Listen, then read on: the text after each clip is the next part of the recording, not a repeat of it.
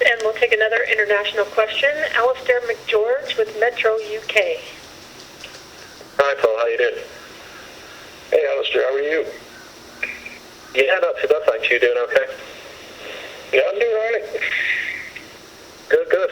I wanted to chat to you a bit about cinematic matches and kind of specifically the Boneyard match and Jeremy Borash's involvement. I know he was heavily involved in that. So I wanted to ask you how much credit Jeremy Borash and by extension Matt Hardy kind of deserve with cinematic matches being such a viable concept in these times. Well, it's a funny thing that people say, like, all of a sudden there's this moment that there's this cinematic thing that happened, but like people were doing that, 20 years ago. Rock and Mick Foley, halftime heat, Austin and Booker in the grocery store. There's so many of those things over the years that have happened. Did they do a great job taking that to another level? Absolutely. Jeremy's an incredible talent with an eye for storytelling and an eye for image and everything else. And I can't tell you how much I love working with him. The one thing that I don't, I want to be careful to say is there was a whole team of people that worked on that as well. So, Jeremy's name gets thrown in there a lot, but the team that worked on that was a total team effort of multiple people, multiple camera people. To negate the edit process, there were two guys in particular that worked on that at our TV studio that just turned it into artwork, to me.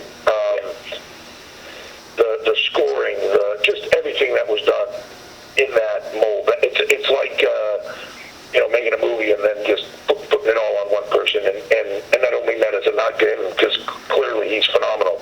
But there's so many people that deserve credit for that. And it was all done quickly put together. There wasn't a large planning process around it, so that the fact of what that came out to be was amazing. And I was, to be honest, I was thrilled for, I was thrilled for fans to get to see it in WrestleMania and everything like that. I was thrilled for AJ, but for Taker, to me, that was the thing of just, one more situation where he gets he's coming back, he's going to do this thing, and all of a sudden, man, everything is falling apart around it, and it's becoming something it's not, and, that's tough, and, I was really thrilled with how it came out for him, more so than anybody else, but to that fact, and that's not to negate the Matt Hardy, Jeremy Borash thing that you mentioned, that took it to another level. There's all steps in this thing, but to say it all started there, I think to me is not accurate. Yeah, absolutely. And thanks for your time. Really appreciate it, man. Yeah, thank you, Alistair. Thank you. We'll go back to the U.S. and Kelly Wills with pwtorch.com. Hey, Kelly. How you doing, Paul? I'm good. Yourself? I'm not too bad here. Off in the suburbs, so I'm okay. Okay. So we've seen a lot more surprise on NXT in recent months, yes, but even more so lately. For instance, last night I thought Birch and Morgan were used as very effective red herrings to be the next number one contenders when we were really working towards Breezango and something else. And I'm just curious if the amount of surprise that we're seeing is just a series of interesting events kind of converging at once, or was this a calculated move toward more surprise to elevate the weekly TV show? Well, I think you always want to elevate everything and elevate your shows and across the board. I don't think there's ever a time when we go, well, let's not surprise them. You just always want to make the best possible show that you can, and sometimes you have great ideas that lead to a nice surprise for people that you hope don't, come out and don't get reported on first and can be a surprise. And, it's actually been one of the nice things with the way we're doing TV now is that you have the ability to do things and not necessarily have it get out there before it airs. And that's just nice from a fan standpoint, of the ability to be surprised, the ability to tune into something and not know what's going to happen beforehand, or not already have the report that, oh, these people are there and they're going to do this in the show tonight. And, you know, it takes away from the enjoyment of fans. And whenever we can do that, we try to. So I'm glad people thought it was a good surprise. Absolutely. Just great weekly TV recently. Thanks a lot, Paul. Thank you, Kelly. Thank you. And now we'll go to Alex McCarthy with Talk Sport. Hello, Paul. How you doing? I'm doing all right. How about yourself? You staying safe over there? Yeah, man. Things are fine where I am. Thank you very much. I'm one of the lucky ones, I guess.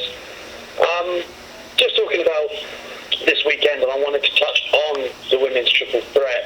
Obviously, the decision to put the belt on Charlotte at WrestleMania has various connotations, you know, helping the brand, you know, have a presence on different shows and working with other women to maybe raise them up too. And how pleased have you been with her carrying the title and the matches she's been having? Because it seems like there's a nice cocktail that's led to this triple threat at the weekend. Yeah, you know,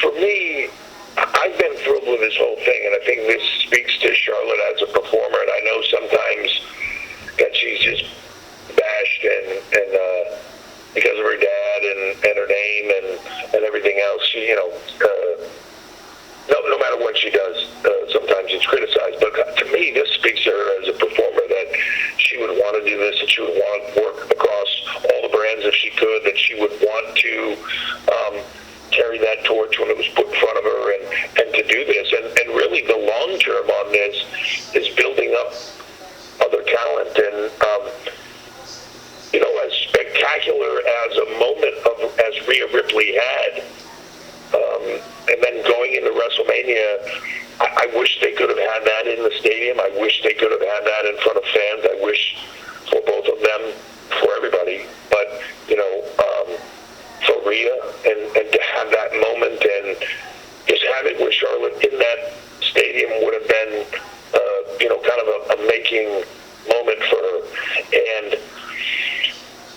to me, that loss almost helps her as a character get to where she needs to be for the long-term arc of who she is. You know, the burnout factor and stuff is intense, and it's quick, and short attention spans, and everything else. So to me, this is phenomenal. And Charlotte carries with her the aura of, whether perceived from a work or perceived from a behind-the-scenes standpoint, of somebody that is unbeatable, or that is this champion that carries herself in a different light. You feel it. At least I do when I see her on TV, that she carries herself in a different way. To have Rhea Ripley and Io Shirai step into the ring with that and be able to do what they all can do. They're going to tear this thing up on Sunday, and I know they will.